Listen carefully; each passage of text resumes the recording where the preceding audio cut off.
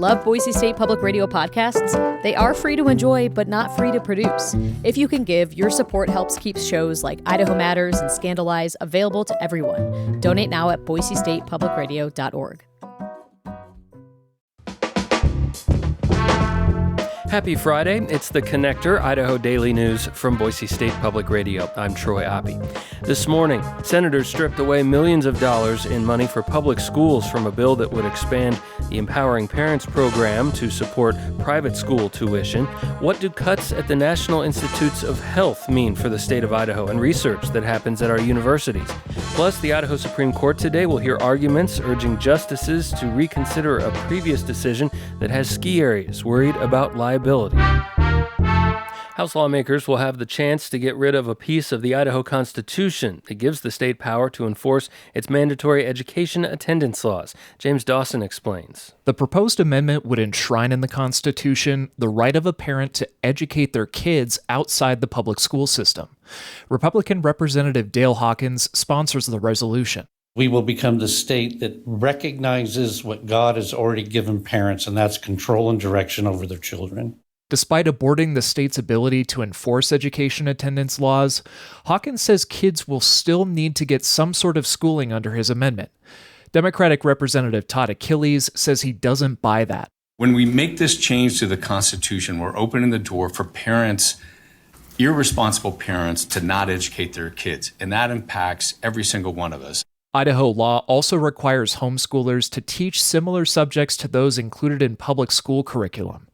Constitutional amendments need approval from 2/3 of the House and Senate and a majority vote by Idahoans before taking effect. James Dawson, Boise State Public Radio News. A bill providing public money for private education, which reached the Senate floor, in part thanks to a surprising yes vote from a Democrat, had tens of millions of dollars for public schools removed on amendment. Idaho Ed News reports senators gutted $30 million for special education in public schools. That was specifically identified by Democratic Senator Carrie Semmelroth as why she voted in committee to approve the bill. The legislation grows the state's Empowering Parents microgrants program from $30 to $50 million a year and changes the rules to allow those grants to be used up to $5,000 per student for private school tuition. Ed News reports senators also loosened private school accreditation requirements for private elementaries and loosened disability accommodation standards schools have to meet. Accountability requirements like standardized testing and income prioritization for families to qualify stayed in the bill. Semmelroth Thursday told Ed News she did not regret her previous yes vote. Last week, the National Institutes of Health announced it would reduce how much funding it gives to state medical research. If implemented, Idaho Universities would lose millions. Julie Luqueta has more. A judge's order has currently put the proposed cuts on hold. The cuts would target overhead expenses for research, capping them at 15%, much lower than the current rate of many programs. Carolyn Bohatch is the NIH Idaho Program Director at INBRI, a biomedical research network that coordinates studies across state institutions.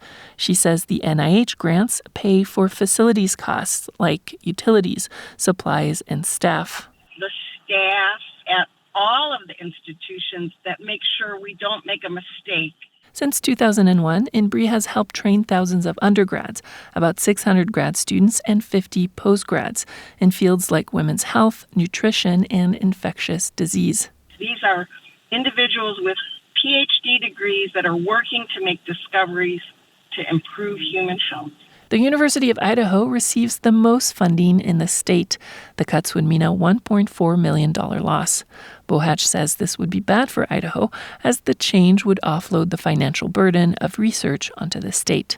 And I suspect Idaho will not be able to collect state taxes to support the endeavor. So we will do less. In 2024, Idaho received more than $23 million in NIH grants. Julie Luqueta, Boise State Public Radio News. About a dozen schools and child care operations in Idaho were awarded more than $157,000 this week for technology improvements. The funding comes through the U.S. Department of Agriculture's Child Nutrition Program, specifically to upgrade or replace tech to improve accountability, performance, and data accuracy within the program. In our area, grantees include the Boys and Girls Club of the Magic Valley, Hanson, Minidoka, and Castleford school districts, Future Public School in Garden City, and St. Vincent de Paul. A second round of funding of the remaining $143,000 in the program for Idaho will be announced at a later date.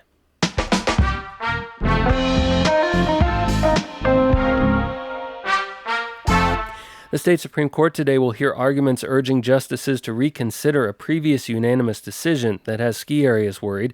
The case involves the family of a skier who died after hitting snowmaking equipment at Sun Valley Resort in 2019. The victim's widow sued, claiming Sun Valley didn't adequately mark the hazard. That case was dismissed by a lower court, but overturned on appeal to the Supreme Court. The Idaho Capital Sun reports the decision to move the case forward to a jury trial to determine liability flies in the face of a decades-long precedent shielding ski operators from liability for most types of accidents. It's built into state law. Skiers are largely responsible for their own actions on the slopes. The Sun reports operators are nervous that a jury award in the case could lead to more lawsuits and sharp increases in liability insurance costs down the road. That could force some smaller operations to close or lift ticket prices to increase. A key factor in the rehearing is expected to be determining whether Sun Valley had properly noticed the placement of snowmaking equipment with signage at the start of the run.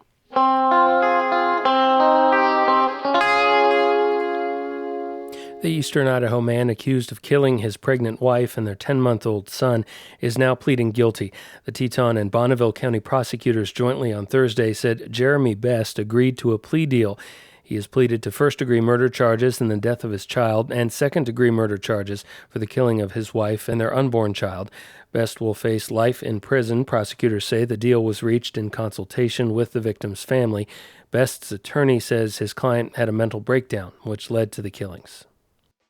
Boise State women's basketball falls on the road last night, 88-83 at the Pit in New Mexico. The Broncos led by 18 points from Abby Muse. That's The Connector on this Friday. I'm Troy Oppie.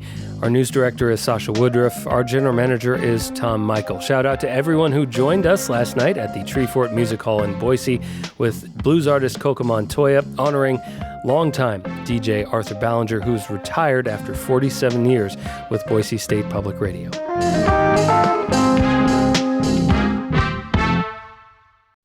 Each morning, it's a new opportunity, a chance to start fresh. Up First from NPR makes each morning an opportunity to learn and to understand.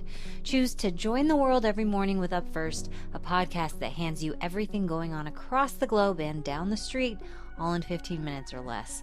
Start your day informed and anew with Up First by subscribing wherever you get your podcasts.